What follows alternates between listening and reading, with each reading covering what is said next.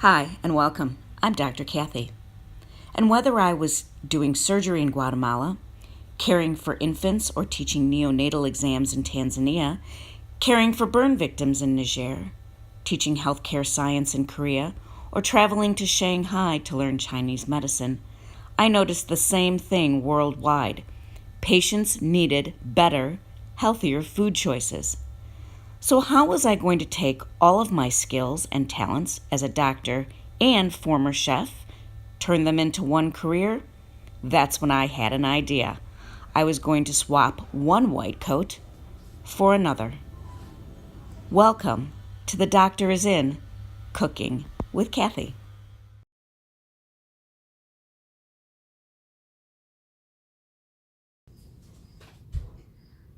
Hi, welcome. I'm Dr. Kathy, the chef.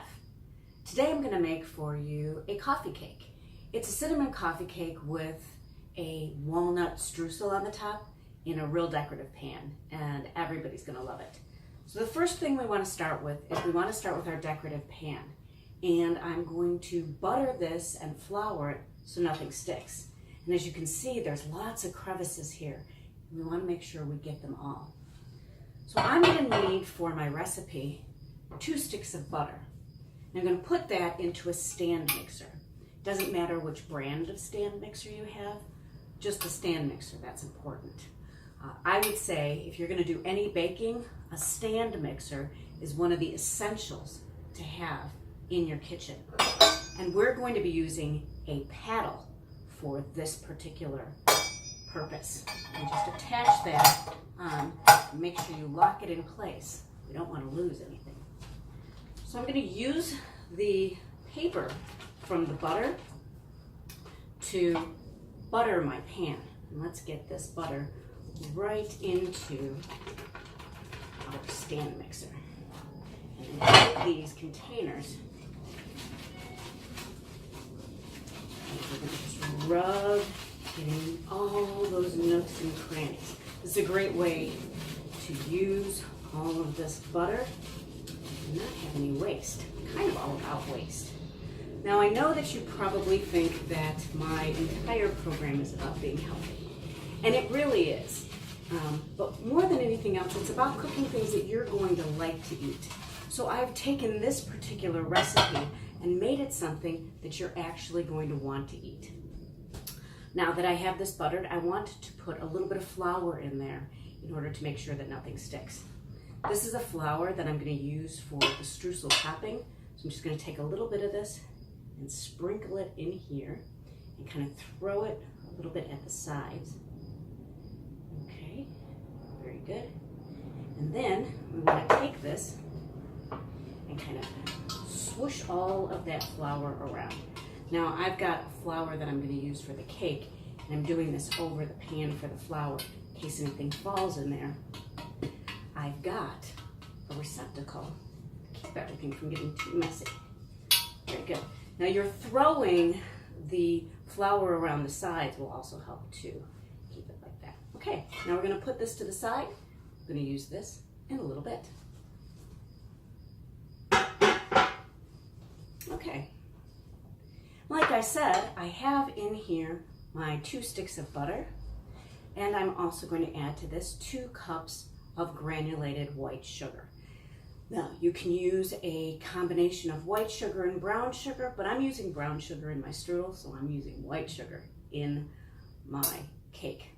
Yes, lots of people say cut back on sugar, and absolutely, I completely agree with that. However, what I'm going to say to you is that every once in a while, treating yourself is good. And this would be a treat, not an everyday food item. Okay, so I'm going to put this in here, and we're going to do a method called creaming. Now, if you don't have a stand mixer, that's okay. You can do this by hand. You can use a hand mixer, many different ways to do it. You can use a food processor. I happen to like the stand mixer. It's one of my favorite tools in the kitchen. Okay, and then we're going to lift our bowl, and I'm going to put this on a low speed.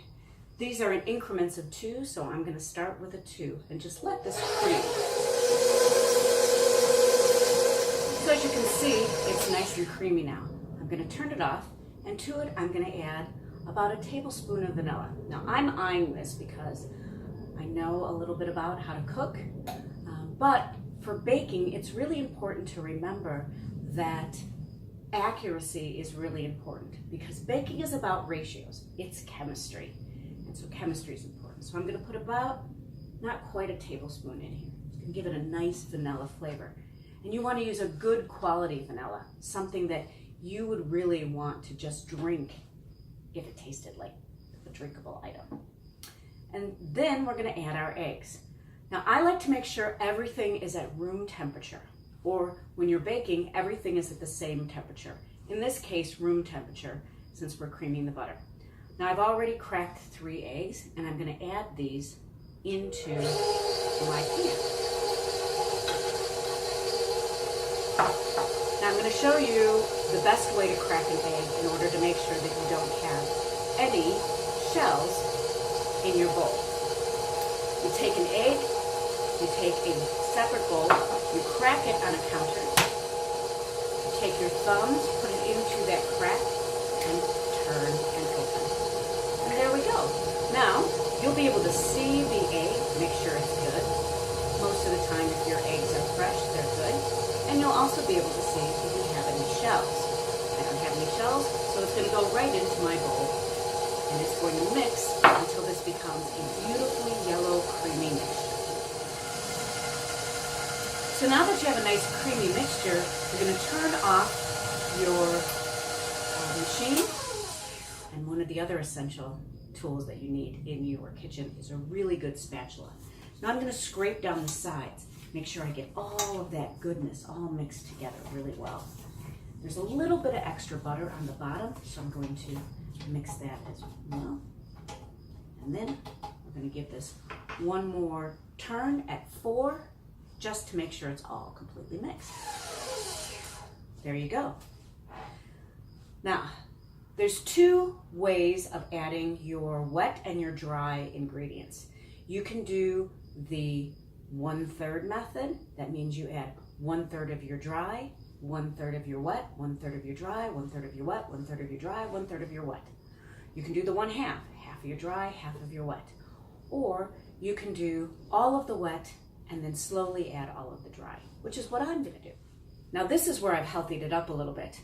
I'm going to use a combination of sour cream and yogurt. The original recipe calls for 2 cups of sour cream, but instead I'm going to use half of a cup of sour cream and 1.5 cups of a really good thick Greek yogurt that's very, very low in fat. And how do I know it's low in fat? I made this yogurt myself, and I'll show you how to do that on another episode.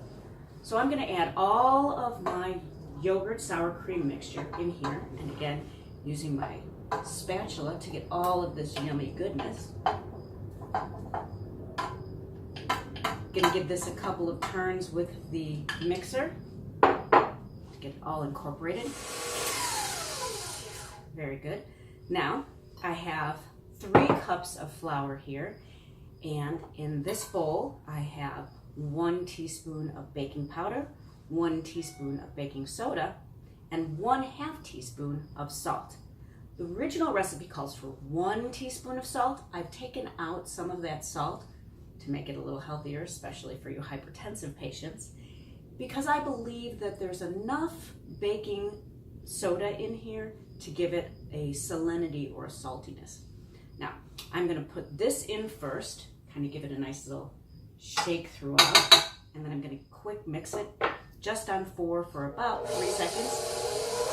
1, 2, 3. That's ensuring that all of the baking powder and baking soda get mixed in. Sometimes if you put it into your flour, it gets into clumps. This way, I'm ensured that it's evenly distributed. And then we have a nice rise on our cake. Now I'm going to slowly add the flour while it's mixing. Slowly, because I don't want this to go all over the place and have an awful lot left I have to clean up. There we go. Try to get as much of that in there as you can. And I want to mix this until it's just mixed. I don't want to over mix this, as that could make this cake a little tough. and almost bread-like. And I want it to be nice and soft and delicious. There we go.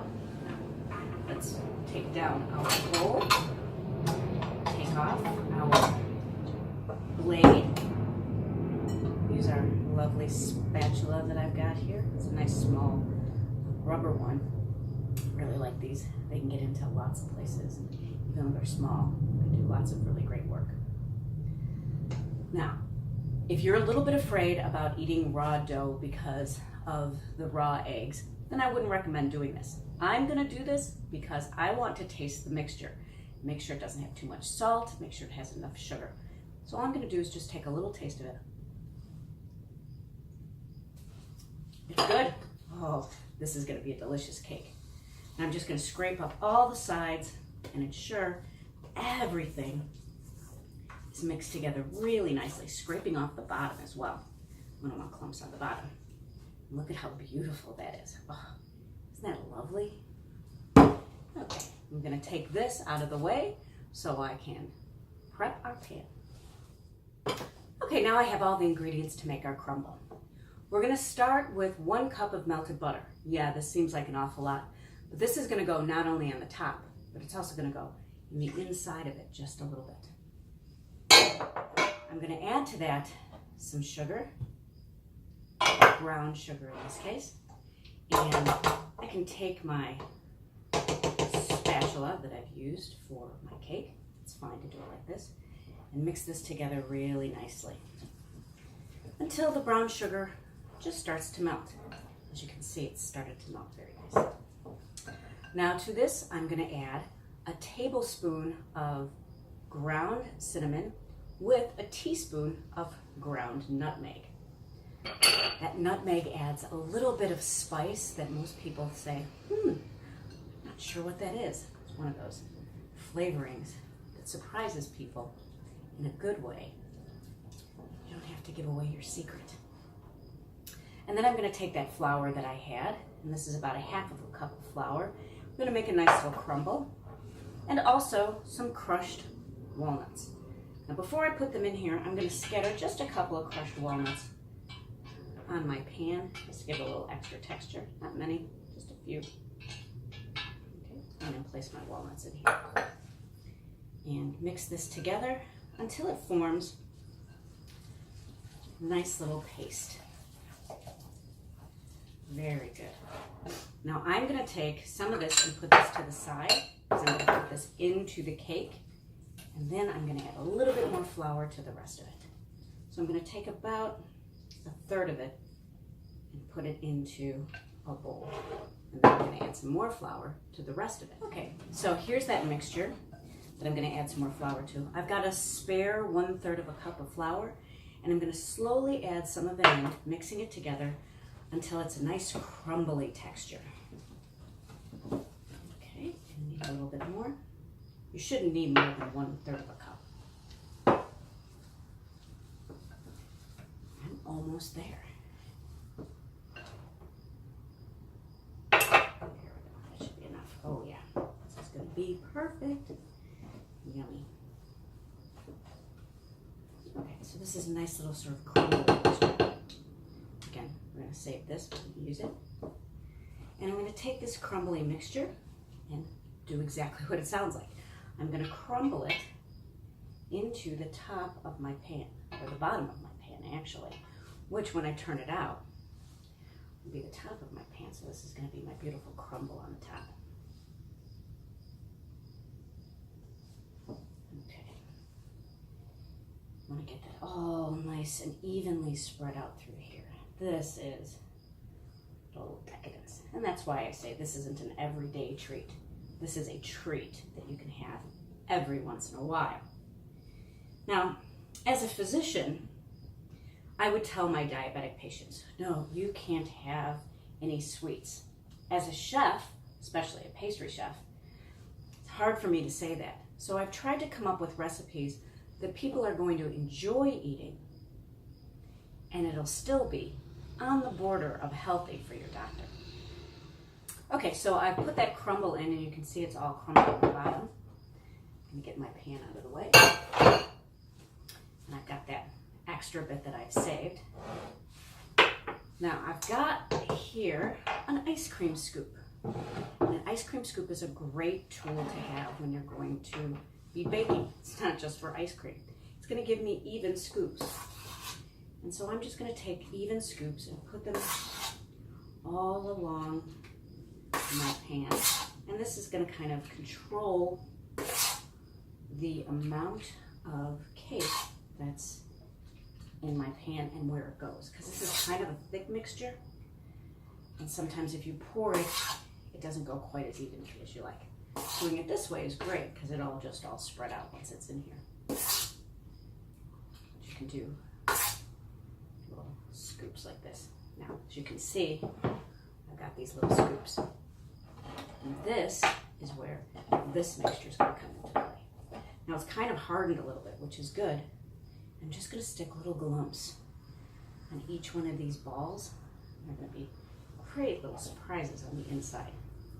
Yep, it is a little calorie rich, but like I said, it's a snack and a treat every once in a while, not all the time. Let's put that out of the way. And I'm going to finish with my ice cream scooper, putting the rest of my batter into my pan. I've got an oven preheated to 350 degrees. This is going to take a while to cook.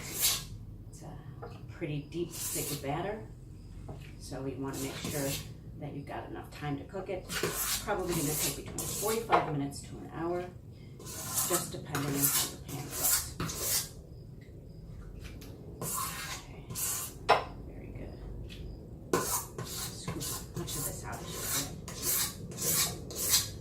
Don't waste any of it. This is so good. Okay, now you can see this is ready to go into the oven. I'm actually going to put this on a baking sheet. This is probably going to bubble up a little bit, and I don't want it to get into my oven and burn on the bottom. So the baking sheet will save me from having to do a whole heck of a lot of self-clean a little bit later on.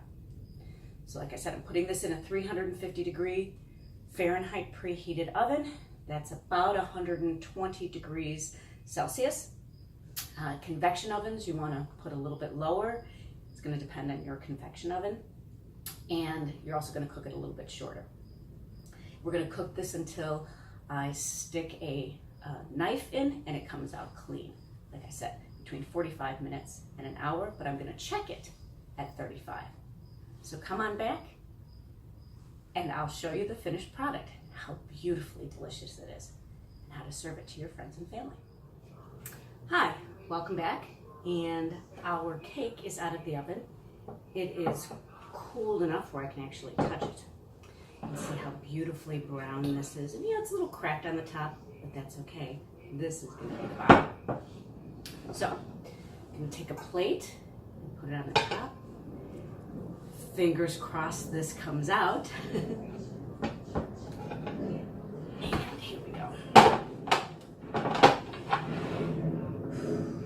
Moment of truth.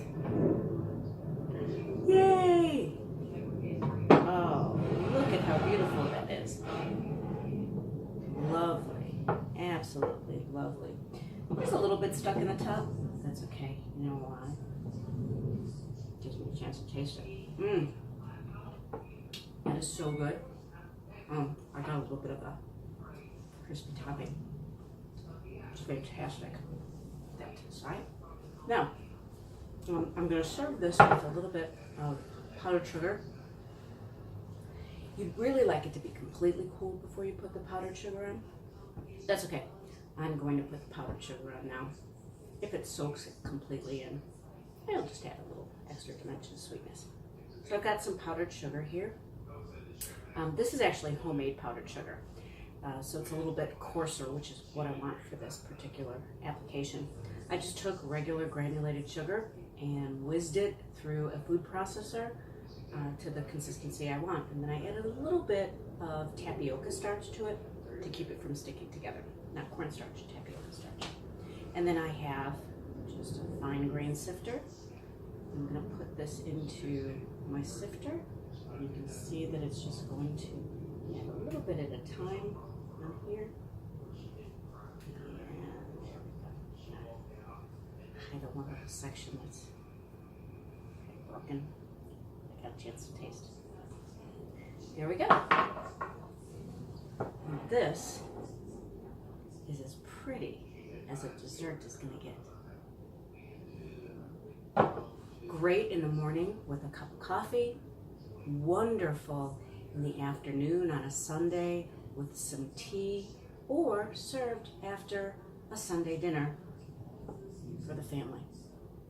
It's a coffee cake with some cinnamon crumble and walnuts. Join us next time when I have more delectable desserts, healthful meals, and great cooking tips for you.